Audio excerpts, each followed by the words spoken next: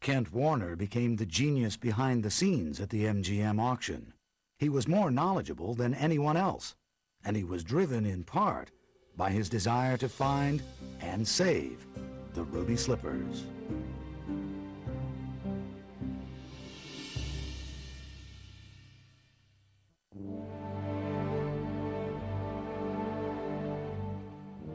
In the spring of 1970, Kent Warner quietly searched every inch of MGM for the ruby slippers. He had no idea what he might find. Finally, he came to a decrepit building where thousands of old costumes were stored. Somewhat precariously, he climbed into the loft. It was hot, smelly, and dark, he later told friends. Then a ray of sunlight picked up the glimmer of a sequin. I walked over. I didn't touch them. I blew the dust from them. The red and the sequins appeared, and I knew they were the ruby slippers. Warner found all of them, he thought, including the Arabian test pair. It was the most exciting moment of his life. But what he did next was most intriguing. Rather than hand them over to the auction, he took them home.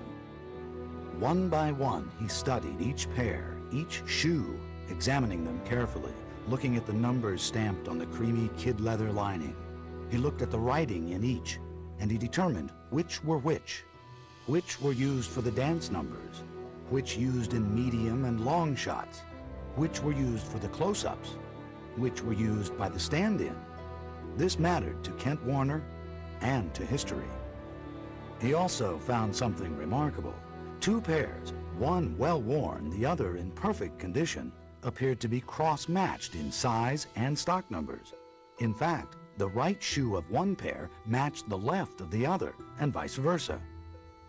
Because the shoes were slightly different in size, one 5C, the other 5BC, this discovery meant one of two things. One, that Judy Garland had 1 foot bigger than the other, but more likely, the pairs were mismatched in the sequining process. This was a classic example of how Hollywood works, often haphazardly. Most important to Warner were the close-up or insert shoes, the Take Me Home to Kansas shoes, the Witch's shoes. These he would keep for himself. Altogether, the trove of ruby slippers were an incredible find. Only a couple of people knew Kent Warner had them, fellow costumers working the auction, but even they were not privy to the details. The ruby slippers were his secret, his delicious secret. Kent Warner enjoyed letting people assume what they wanted to assume.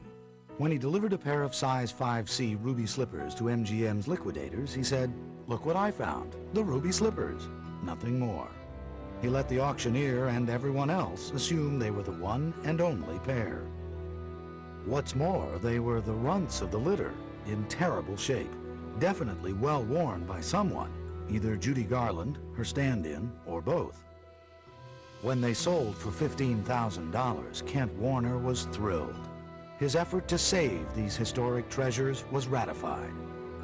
Then came news of a pair of ruby slippers in Memphis, Tennessee, Roberta Bauman's size 6B ruby slippers.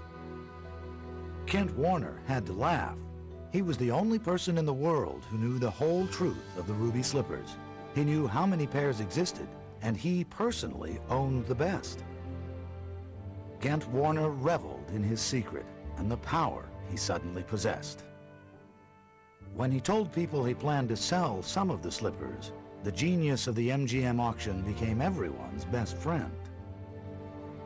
Warner always hoped the costumes he saved from destruction would be preserved by people who cherished Hollywood history, people like Debbie Reynolds. He knew the things that were so wonderful and so memorabilia, so in our minds that he would knew everyone would want to preserve, and he knew he could trust me to do that. So he sent over these slippers to me, and they never came up for auction. He simply brought them home, I suppose. He's since gone, so I can't say that. He also brought home an original pair of the other style of the ruby red slippers, and that he sold to a man named Michael Shaw. They are the originals, and they are really Judy's because I tried them on. And be that they fit me, I knew they were really Judy's. Debbie Reynolds bought the Arabian test pair from Kent Warner for an undisclosed sum of money. Michael Shaw paid $2,500 for his, a bargain. Warner always believed the pair he kept for himself were the most valuable. They were the close-up shoes without the orange felt, the witch's shoes. For many years he cherished them, but then he noticed that people were paying more attention to his ruby slippers than to him. Their power consumed his identity. Quite sadly, he realized the charm of the ruby slippers was fickle, and if abused, their power was wicked. In 1980, Kent Warner decided to sell his valuable ruby slippers. He told a friend, "They don't have the same meaning to me anymore." Warner placed them in a memorabilia auction in Los Angeles. He thought they would bring as much as $75,000, maybe more. But prudently, he set a $20,000 minimum. They didn't sell. Warner was furious.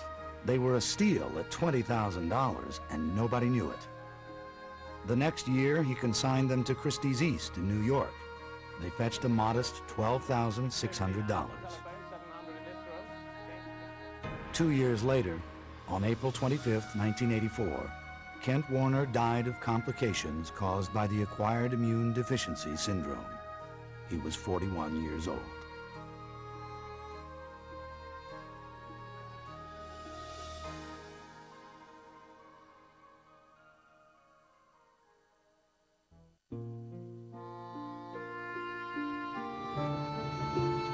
If ever there was a real-life Dorothy, she is Roberta Bauman.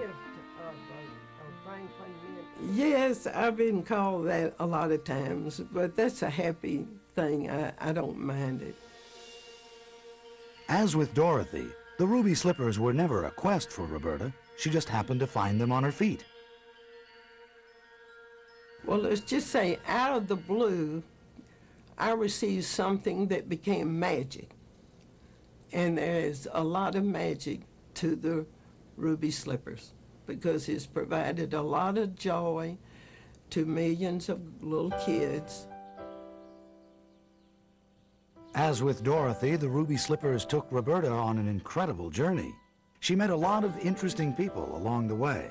A few not so nice, like Dorothy's Wicked Witch of the West, but most, like the Lion, Tin Man, and Scarecrow, became her true friends. Roberta Bauman never got an answer from MGM, but she did find out to her satisfaction that she owned an authentic pair of ruby slippers. Well, she actually did have a real pair, and I believe she sold them. In 1988, Roberta decided it was time to part with her treasure, just as Dorothy decided it was time to go home to Kansas. For 48 years, the shoes worked their charm for Roberta. As she parted with them, they had one more surprise for her. They demonstrated their true power. Despite many private offers, Roberta chose to auction her pair of ruby red slippers at Christie's East in New York City, largely because of their reputation and their collectibles specialist. Her name was Judy Collier, and she had some experience with the ruby slippers. In 1981, she handled the sale of Kent Warner's pair. For that auction, she did extensive research and learned much about their mystery. By 1988, her expertise was eclipsed only by her excitement to represent another pair of ruby slippers. On Wednesday, March 9th, Roberta Bauman held her ruby slippers for the last time. That day, she shipped them to Judy Collier at Christie's. The auction catalog reflected Collier's enthusiasm. The shoes were exquisitely pictured, described, and diagrammed. Today, that catalog is worth several $100s. Quite modestly, the auction minimum was reserved at $15,000. So, how much are you going to get for these things? Well, our estimate is $15,000 to $20,000, and from all the interest we've been getting so far, I have a feeling they're going to go quite a bit higher than that. People came into the house to interview me. They said, well, Roberta, those shoes are going to bring 6 figures. what are you talking about, 6 figures? And then they'd enumerate. I still had no idea. I had no earthly idea. But I heard there were 15 bids for $75,000, and one of them was Ted Turner. Another hopeful was Anthony Landini. When this lifelong Judy Garland fan learned that a pair of ruby slippers were for sale, he had to see them. So he went to Christie's auction preview. Something happened to me that day. I just stood by that case. I started to perspire. A shrill went up my body, and I knew that at that moment I knew that I had to own the ruby slippers. The auction began at 10 a.m. on Wednesday, June 21st, 1988. The auctioneer said lot number 125, the ruby slippers from The Wizard of Oz. And the place went into a frenzy. 20,000, 22. In 2 minutes,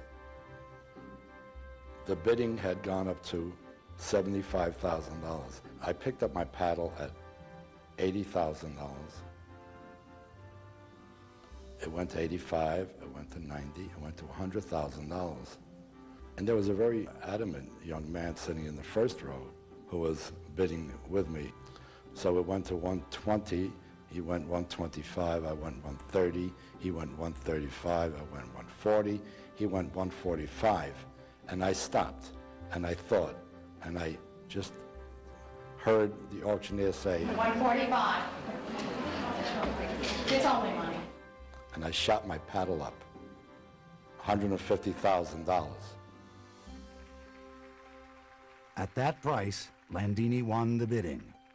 Roberta Bauman did not attend the auction. Instead, she stayed home in Memphis and waited for the call.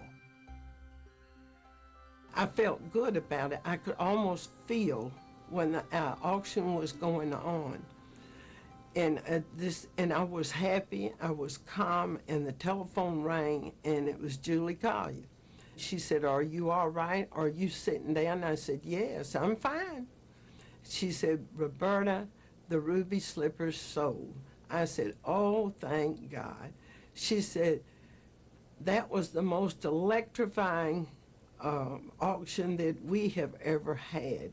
She said they went for $150,000.